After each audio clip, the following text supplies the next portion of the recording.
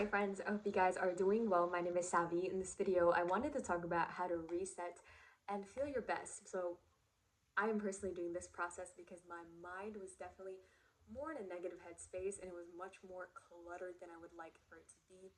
So I started to do some intentional changes that I wanted to share because I feel like I might not be the only person who also gets in these ruts, right? And sometimes ruts are so sneaky and they sneak up on us and we don't even start to realize like, oh, okay, I'm starting to engage less in good habits and I'm slowly starting to fall back into negative habits and patterns that don't feel good.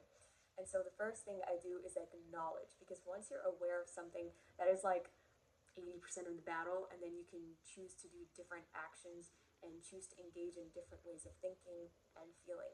The second thing I actually have been doing, because for me, I was feeling really overloaded, and so I was trying to create all of these changes in my life with like kind of like an overloaded system. So even like all the content that I was consuming, it was beneficial, but it's like my system's like we're already maxed out. I don't have any capacity to even or learn more about healing or self-improvement. Like I really just needed time to integrate the things that I had already learned. And so for me lately, I've been consuming a lot less and actually replacing that habit with reading. And that has been so nice for my mind because constantly consuming and scrolling was actually making my mind feel very overwhelmed, and reading is actually helping me train my attention span, and it's just been really nice. Like there's something so fulfilling about like being off a screen and just reading a book. It just feels really good because it's practicing being more present, and you'll start to notice that like in your day-to-day interactions it's easier to be present more too.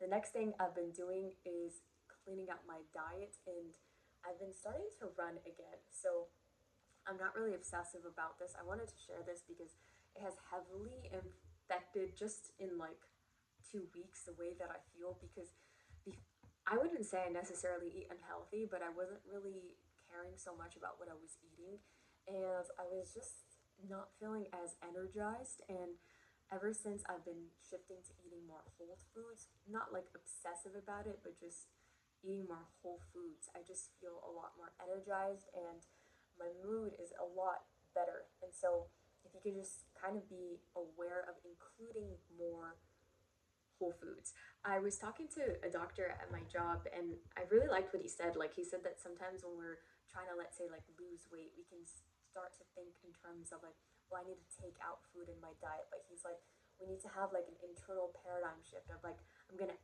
add more food because our brain likes the feeling of adding something in versus the feeling of like, oh, I'm going to eat less can kind of induce feelings of scarcity.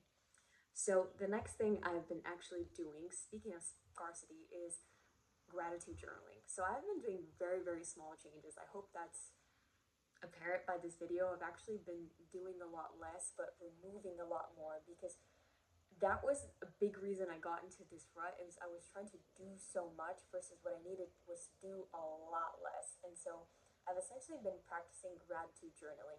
And the reason this is so beneficial because it actually trains our mind to focus on the aspects of our life that are going well, which I think is a really good thing to train because things like social media can kind of train the latter, like they can train kind of a lack mindset, a scarcity mindset, and a practice of gratitude can help us become more aware of the already present good in our life. And so these are personally the things I've been doing as of recently. And yeah.